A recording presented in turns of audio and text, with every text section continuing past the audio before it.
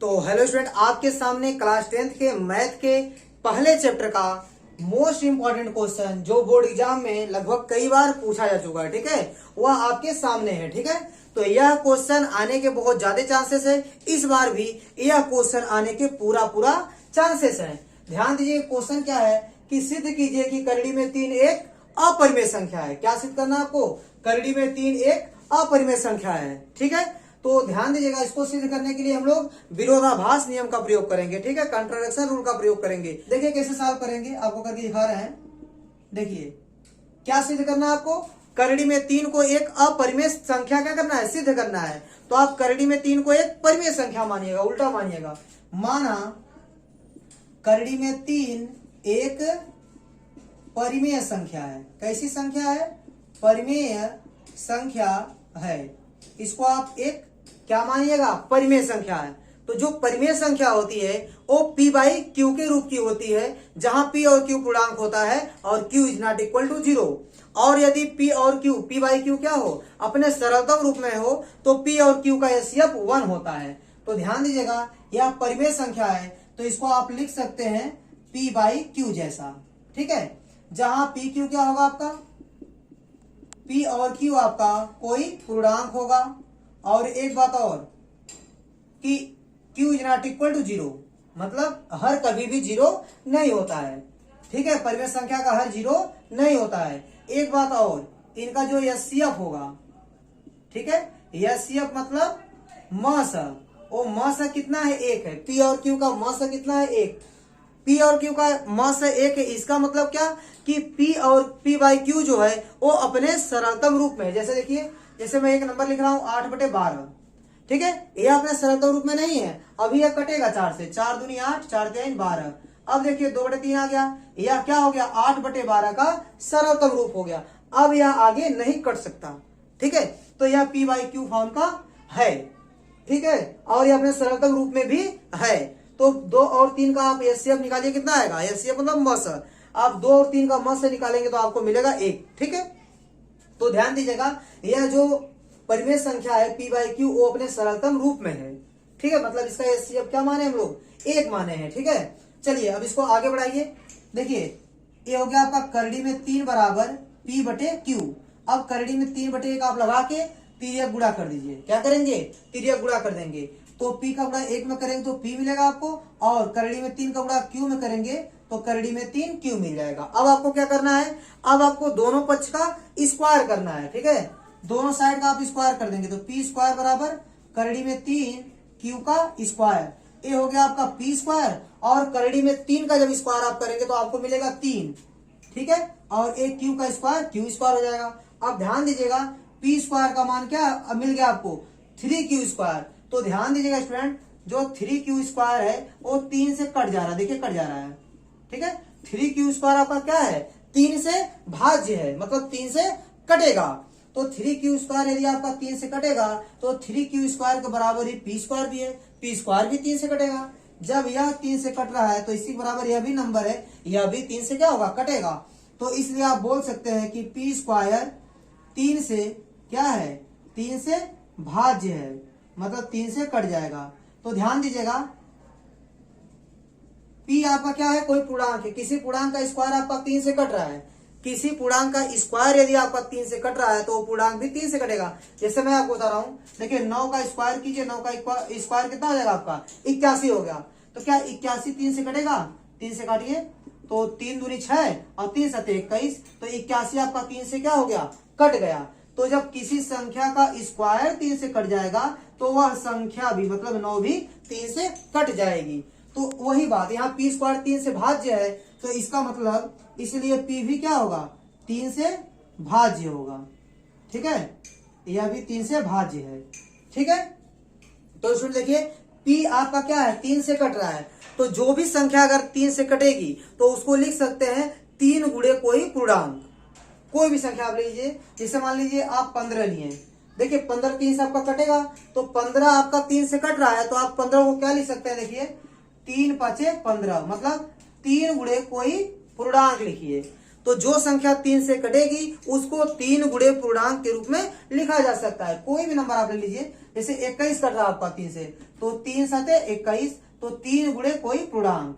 तो कहने का सेंस है, अगर p आपका 3 से कट रहा है तो उसका मान पक्का 3 गुणे पूर्णांक कोई न कोई पूर्णांक होगा। तो इसलिए आप बोल सकते हैं कि p बराबर आप 3 गुणे कोई पूर्णांक ले लीजिए। मान लीजिए यम आपका पूर्णांक है, ठीक है, तो p इक्वल टू 3 आप मान लीजिए। यम क्या है? यम क्या है? यम पूर्णांक है। यम आपका क्या है? कोई पूर्णांक है, ध्यान दीजिएगा। तो p का मान क्या मिल गया आपको? 3m। अब इसको आप मान लीजिए समीकरण 1। अब p का मान 3m आप समीकरण 1 में रख दीजिए। तो p का मान समीकरण 1 में रखने पर तो क्या मिलेगा आपको? इसका मान जब आप इसमें रखेंगे तो आपको क्या मिलने वाला है? p का मान क्या रखना है? 3m। तो p की जगह पर आप रख दीजिए 3m। अब स्क्वायर लगा तो स्क्वायर कर दीजिए बराबर, यहाँ कितना आपका 3q स्क्वायर। ठीक है स्टूडेंट, अब यहाँ आप स्क्वायर कीजिए, 3 का स्क्वायर 9 हो जाएगा, और ये आपका m स्क्वायर हो गया, ये आपका हो गया 3q का स्क्वायर। अब 3 से कटेगा 9, देखिए 3 एक 3 और 3 3 के 9, ठीक है। तो कितना मिल रहा है आपका? q स्क्वायर बराबर क्या मिला? 3m का स्क्वायर। तो q स्क्वायर का मान कितना आ गया? 3m स्क्वायर मिल गया, ठीक है। चलिए इसको आप आगे सॉल्व कीजिए स्टूडेंट। देखिए अब हम इसको आगे सॉल्व करेंगे, तो देखिए कितना आएगा? q स्क्वायर का मान आपका कितना है? 3m square. देखिए यह चीज 3m स्क्वायर, यह 3 से कटेगी, 3 से कटेगा ना, तो 3m स्क्वायर 3 से कटेगा, तो आप बोल सकते हैं कि q स्क्वायर भी 3 से कटेगा, क्योंकि इसी के तो बराबर है। तो यह 3 से कटेगा तो q स्क्वायर भी क्या होगा? 3 से कटेगा, लिख देंगे। इसलिए q स्क्वायर आपका क्या है? 3 से भाज्य है। क्या है? भाज्य है। जब q स्क्वायर आपका 3 से कटेगा तो q भी 3 से कटेगा, q भी क्या होगा? 3 से भाज्य है। जब q स्क्वायर 3 से भाज्य है तो q भी आपका क्या है? 3 से भाज्य है। फिर वही बात, यदि q आपका क्या है? 3 से भाज्य है, तो q को आप लिख सकते हैं 3 गुणे कोई पूर्णांक, माना n। पूर्णांक क्या मान लिया? n। जहां n क्या है? कोई पूर्णांक है। n क्या है? n पूर्णांक है। n क्या है? कोई पूर्णांक है, ठीक है स्टूडेंट। तो आपको p का मान और q का मान मिल गया। तो यहां लिखिए आप, चूंकि p बराबर 3m तथा q बराबर क्या है? 3n है। देखिए p और q में 3 कॉमन दिख रहा है, p और q में संख्या 3 क्या दिख रही है? कॉमन। तो इतना आप मान के चलिए, p और q का यदि आप HCF निकालेंगे, p और q का यदि आप HCF निकालेंगे, म से निकालेंगे, तो एक तो नहीं मिलने वाला, क्योंकि पहले 3 कॉमन दिख रहा है, तो 3 आएगा ही आएगा। अब इस पर डिपेंड करता है कि m और n कोई पूर्णांक है। तो पूर्णांक अगर कोई ऐसा पूर्णांक होगा, a भी पूर्णांक है, a भी पूर्णांक है, तो हो सकता है उसमें से भी कुछ कॉमन मिले। तो आपका HCF 3 या 3 से ज्यादा ही आने वाला है, ठीक है, मतलब एक तो नहीं आने वाला है। क्योंकि p का मान 3m है तथा q का मान 3n है, इसलिए जो HCF आप निकालेंगे किसका? p और q का, वह एक नहीं आएगा। यहाँ क्या पता चल रहा है हमको? कि p और q का जो HCF है वो एक नहीं है। बट हम लोग जब सवाल सॉल्व कर रहे थे वहां HCF क्या मान के चले थे? एक। तो ध्यान दीजिएगा, यह और यह एक दूसरे का विरोध कर रहे हैं। एक बोल रहा है कि HCF जो होगा PQ का वो एक नहीं होगा, और इसने बोला कि HCF जो PQ का है वो एक है।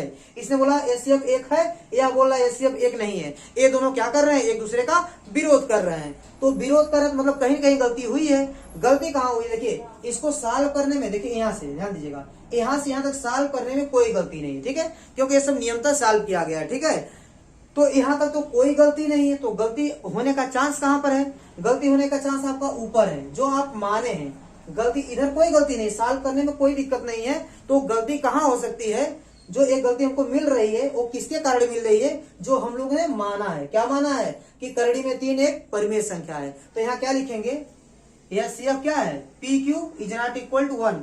जो इस बात का विरोध करता है, जो इस बात का विरोध करता है, इस बात का विरोध करता है कि HCF किसका? HCF PQ का HCF एक है, ठीक है। ये जो आया है रिजल्ट कि PQ का HCF एक नहीं है, वो किस बात का विरोध करता है? कि HCF PQ is equal to 1, मतलब PQ का HCF एक है, इसका ये क्या कर रहा है? विरोध कर रहा है, विरोध कर रहा है। इसलिए इसलिए क्या है, हमारी कल्पना गलत है। ठीक है, इसलिए हमारी कल्पना गलत है। कौन सी कल्पना गलत है? इसलिए हमारी कल्पना गलत है कि करड़ी में 3 एक परिमेय संख्या है, परिमेय संख्या है। ठीक है, यह जो हम कल्पना किए हैं कि करड़ी में 3 एक परिमेय संख्या, एक कल्पना क्या है, गलत है। अतः हम बोल सकते हैं कि करड़ी में 3 एक अपरिमेय संख्या है। कैसी संख्या है? अपरिमेय संख्या है। तो करड़ी में 3 एक कैसी संख्या है? करड़ी में 3 एक अपरिमेय संख्या है। देखिए, इसी टाइप का क्वेश्चन आपको मिल सकता है, करड़ी में 2 को सिद्ध करना होगा अपरिमेय। ठीक है, या करड़ी में 5 भी मिल सकता है। ठीक है, तो जब भी इस टाइप का क्वेश्चन आएगा तो ऐसे ही लगेगा जैसे मैं लगाया हूं। अगर मान लीजिए यहाँ करड़ी में 2 आ जाए तो यहाँ कितना हो जाएगा आपका, जहां 3 दिख रहा है वहां 2 दिखेगा। ठीक है, अगर यहाँ करड़ी में 5 आ गया तो जहां 3 दिख रहा है आपका वहां 5 दिखेगा। ठीक है, तो स्टूडेंट यदि आप करड़ी में 3 को अपरिमेय संख्या सिद्ध कर दिए हैं तो आपको करड़ी में 2 और करड़ी में 5 को अपरिमेय सिद्ध करने आ ही जाएगा। ठीक है, आप कर ले जाएंगे। ठीक है, तो स्टूडेंट उम्मीद करता हूं कि ये क्वेश्चन आपको अच्छे से समझ में आया होगा। ठीक है, मिलते हैं नेक्स्ट वीडियो में, तब तक के लिए धन्यवाद।